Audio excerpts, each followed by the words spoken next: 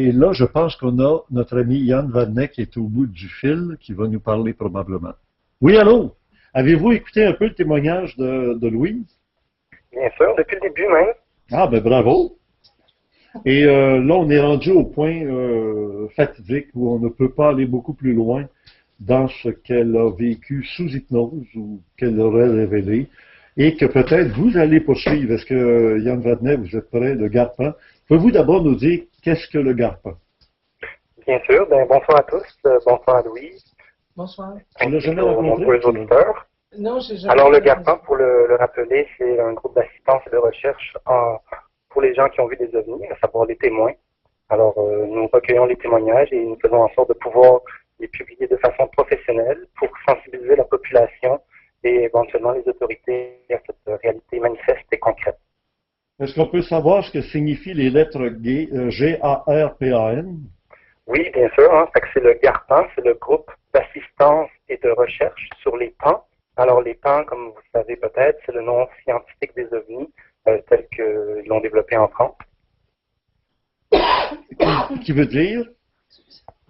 Qui veut dire les phénomènes aérospatiaux non identifiés. Exactement. Alors voilà. Alors, GARPAN, c'est un organisme qui est québécois, mais qui est en relation avec d'autres organismes ufologiques, dont celui de Chris Rutkowski, qui est à Winnipeg, au Manitoba, au plein cœur du Canada, et qui a fait d'ailleurs une déclaration il y a peu de temps, qui est passée dans tous les journaux. Les observations de 2013 sont très, très nombreuses, presque une année record. Et je pense que vous êtes fiers, le Garpin, parce que vous avez collaboré avec Chris Rutkowski à ce rapport officiel. Pour une seconde année, nous avons été le seul groupe qui avons remis nos statistiques. De par le passé, il y avait d'autres groupes qui s'efforçaient de faire cette tâche-là. C'est quand même important pour que l'ensemble des données concernant le Québec soient intégrées aux données aux statistiques canadiennes. Ben oui, évidemment.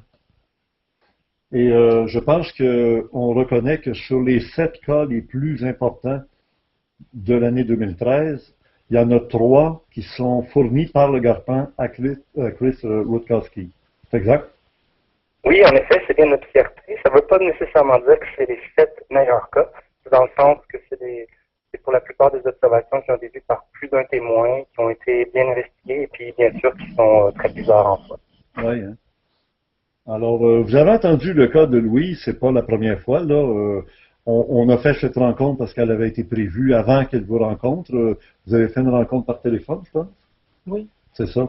Et je sais que ça, c'est enregistré ce qu'on a dit. Les gens vont pouvoir l'écouter, le réécouter encore.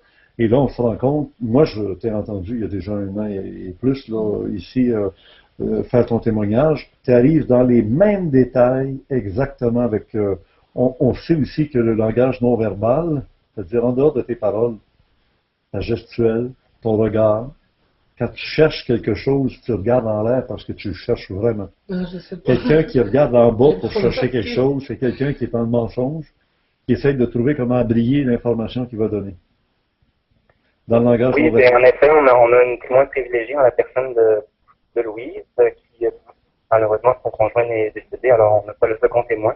Néanmoins, on a toute la sincérité de son témoignage. Exact. Non seulement vous l'avez rencontré, et ce soir, elle a raconté sans couvert aux yeux du public son histoire. On a bien pu voir qu'elle est authentique. De notre côté, suite au fait que vous nous avez transmis le cas, Richard, c'est le travail du Garpin qui s'est enclenché, c'est-à-dire que nous, on travaille avec notre propre méthodologie. Et puis, en gros, c'est quand même bien que Louise ait pu raconter pendant quand même plus d'une heure son témoignage, alors que ça reste accessible comme étant donné que ça soit une vidéo YouTube. De notre côté, nous avons continué le travail en nous attendant toujours ces esquisses afin de donner au public une bonne idée visuelle de ce qu'ils ont vu.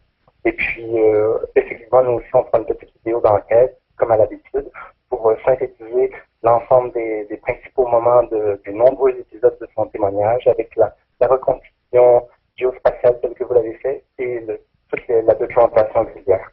Oui. Pendant que vous êtes au téléphone, Yann Vadnet, j'aimerais qu'on revienne sur un cas. Vous m'avez fait parvenir des photographies qui pourraient nous aider peut-être à voir votre méthode et puis le travail de suivi qui a été fait sur le cas que nous, on va qualifier tout simplement le cas de Saint-Zénon. Je ne sais pas si vous lui donnez un code ou quelque chose de spécial. Là. Mais absolument, on nomme les cas en fonction de la ville, en effet. Oui.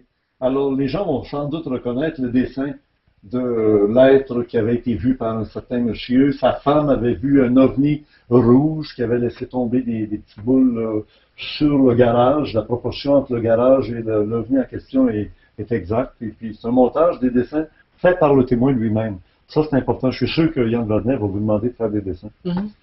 Alors, en effet, vous aviez présenté les premiers dessins de Alain, qui avait été le témoin de Saint-Ginon. Oui. Alors, cependant, depuis lors, évidemment, j'ai pu l'interroger pendant presque 4 heures. Alors, il y a de nombreux épisodes, des détails qui ont été ressortis grâce à cela, mais aussi le travail visuel avec les autres images que vous présenterez sans doute dans les prochains moments. Oui.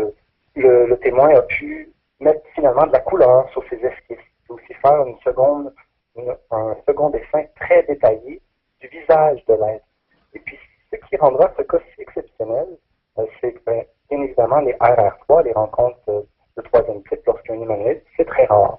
Cependant, une rencontre où le témoin se fait regarder à environ 10 cm du visage et puis se fait doucement pousser par la créature de 6 pieds 5 afin qu'elle puisse sortir du garage, c'est sûr que ça, c'est une situation exceptionnellement rare, à savoir des témoins qui ont vu à moins de 10 cm un visage d'une créature non humaine qui était casquée ou plutôt masquée. C'est rarissime dans les annales de l'ufologie. On dit qu'ici, c'était comme une trompe. Hein. On aurait dit qu'il respirait par cette espèce de trompe. Là, c'est le dessin qu'il y avait à l'époque. Et comme tu dis justement, il l'a fait maintenant en couleur. Ça nous montre les couleurs du costume, ou en tout cas de l'être. Et les yeux avec la pupille jaune, comme une pupille de chat. Là, on voit qu'elle est comme en ligne. Et puis la trompe en avant. Ouais. Et en effet, on est porté à croire que c'est une trompe et le pauvre témoin, vous savez, suite à l'émission, à votre émission à laquelle il est passé, il a reçu des milliers de courriels, imaginez-vous, et entre autres des scaphandries, des blagues de certains auditeurs qui ont voulu rapprocher le dessin du témoin avec cette protubérance nasale, et puis pour le rapprocher de la créature fantastique qu'on retrouve dans Star Wars. Alors évidemment, ça c'est tout brouillé le témoignage du témoin ainsi ce qu'il a vu. Alors, j'en profite pour préciser que cette trompe, comme on est porté à le croire, c'était plutôt l'excroissance du masque, et semble-t-il que ça servait à respirer. Et puis, parce que le témoin se rappelle très bien que lorsque la créature s'est baissé la tête pour le regarder directement dans les yeux, cette petite trompe pendouillait un petit peu. Et puis, il a surtout remarqué qu'au bout, il y avait une ouverture avec une genre de luminosité électrostatique bleue. Et puis, c'était comme s'il y avait un processus de respiration. Et puis, son hypothèse, après mûre réflexion, c'est que c'était peut-être justement un masque qui servait à filtrer l'air, peut-être par protection quelconque. Ah oui, comme un filtre à air en même temps. On se souviendra dans la tradition, parce que moi je suis un ésotériste, et je ne suis pas un ufologue, et je fais les parallèles entre les traditions religieuses, mystiques, et on connaît Ganesha. Ganesha en Inde est reconnu comme étant Ganesh, oui, comme un éléphant. Pourquoi on dit un éléphant? Ben, Ganesh, le fameux rédacteur du Mahabharata. Oui, d'ailleurs. Et on dit que c'était un éléphant. Ben oui, mais c'est parce qu'il y avait justement probablement, exactement comme dans le cas présent, mais peut-être plus volumineux, un instrument pour respirer puis filtrer l'air. Puis on a dit que c'était comme un éléphant parce qu'il y avait cette espèce de trompe en avant. Hein? Alors nous pourrions nous étendre sur ce cas parce qu'il y aurait tellement de détails et d'épisodes à faire à sortir. Je ne sais pas, quel est votre plan pour mon intervention pour la suite, Richard? Là, présentement, je montre lentement et successivement là, les images que vous m'avez fait parvenir. Je ne sais pas si vous les voyez. Est-ce que vous êtes devant votre écran d'ordinateur pour voir ce qu'on montre? Oui, je vous vois avec un petit délai.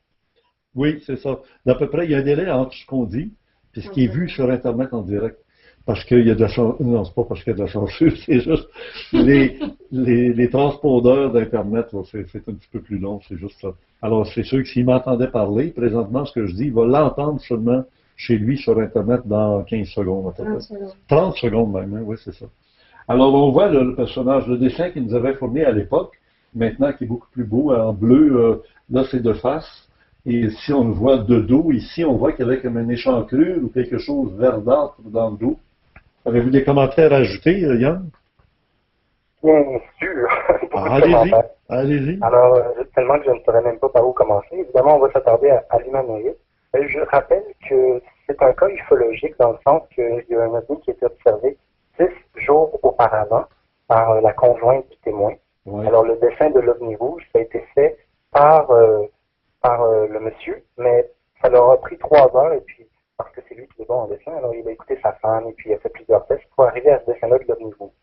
Mais, cependant, il y a plusieurs analogies entre l'observation de la dame, le 4 janvier, et son observation de l'humanoïde vers 5h30, le 14 janvier. À savoir que dans les 2 cas, les témoins ont eu un grave mal de tête. Et dans le cas de la dame, elle ne pouvait pas bouger de son divan pendant 20 minutes avec ce mal de tête-là. Elle voulait crier, se lever pour avertir les gens de ce qu'elle voyait à l'extérieur. Pour ce qui est du cas de Alain, qui arrivait dans son garage parce qu'il suspectait, je vous le rappelle, possiblement des voleurs. Donc, durant l'après-midi, Ouais. la porte était ouverte et au moment où il est allé voir, étrangement, la porte était de nouveau fermée, mais aussi barrée avec le cadenas. Quoi qu'il en soit, le monsieur s'approche, débarre le cadenas, on s'en rappelle, et puis en ouvrant la porte, c'est là qu'il a vu la créature. Mais suite à ma longue interrogation, on a pu faire ressortir tous les détails, à savoir qu'est-ce qu'il a vu de seconde en seconde, parce qu'il s'est passé beaucoup de choses en fin de compte, en peu de secondes. Alors en ouvrant la porte, il a bien vu la créature qui était accroupie, et puis qui bougeait la main devant le sol, comme si elle scannait le sol.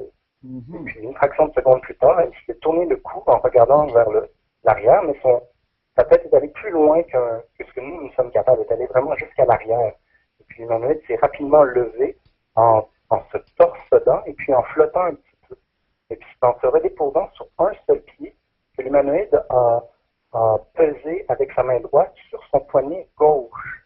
Et c'est à ce moment-là que le témoin était comme immobilisé. En tout cas, il a eu immédiatement mal à la tête, et puis peut-être qu'il était immobilisé par la peur. Et puis, il faut insister surtout sur le mode de déplacement de la créature, qui ne touchait pas par terre lorsqu'elle se déplaçait. On se rappelle qu'il y a de nombreux cas qui, après ça, c'est quasiment une caractéristique des humanoïdes en tant que tel. Souvent, ils sont flottants, où on ne voit pas leur bas du corps. Dans ce cas-ci, il a très bien pu voir ces grandes mains, ces énormes pieds, mais qui ne touchaient pas par terre. Il a décrit le déplacement comme un genre, pour ceux qui connaissent Michael Jackson, disons, alors le fameux moonwalk. Ouais, ça viendrait des extraterrestres, le moonwalk. Peut-être que Michael Jackson a déjà rencontré des extraterrestres. C'est pas pour rien qu'il l'a trouvé sur la Lune, Non. pour faire une blague. En tout cas, quoi qu'il en soit, l'humanoïde, évidemment, ne faisait pas le moonwalk vers l'arrière, mais faisait un genre de mouvement semblable, sans toucher le sol, vers l'avant. Et puis ça, il le fait lorsqu'il s'est approché de lui, rapidement. Et puis lorsqu'il est sorti du garage, c'est la même chose. C'est la raison pour laquelle il n'y avait pas de traces dans la neige. Ah oui, hein? Exactement. Il n'y avait ni trace de pression, ni trace d'air de déplacement ou de chauffer la neige qui aurait pu comme fondre dans tous ses pas. Il n'y avait rien, aucune trace. Hein? Non plus. C'est ça. Yann Vadnet, on va se retrouver, je pense, au moins 2 fois durant le congrès qu'on organise à la fin du mois de mai, le 31 mai et 1er juin. Et d'ailleurs, je pense que vous profiterez de l'occasion pour faire le lancement d'un livre. Nous essayerons, nous ferons tout notre possible pour pouvoir le sortir en cette justifieuse occasion. Ben oui, je vous le souhaite.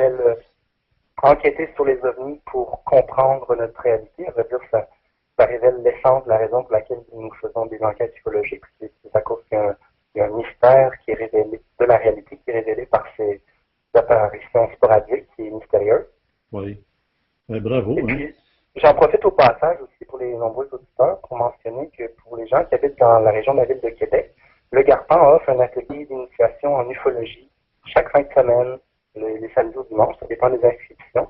Et puis c'est en vue à la fois d'informer le public, de faire en sorte que les témoins puissent se rencontrer, et aussi pour former des nouveaux techniciens enquêteurs, pour les gens qui veulent faire des enquêtes comme nous. Nous sommes débordés de cas, alors nous avons juste besoin d'aide, ou s'il y a des gens aussi qui veulent nous offrir d'autres peut-être, n'hésitez pas à nous communiquer.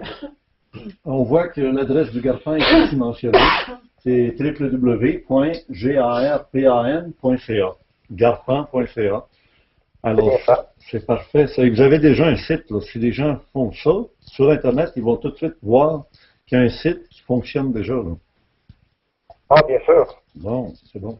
On est bien pourvu de ce côté.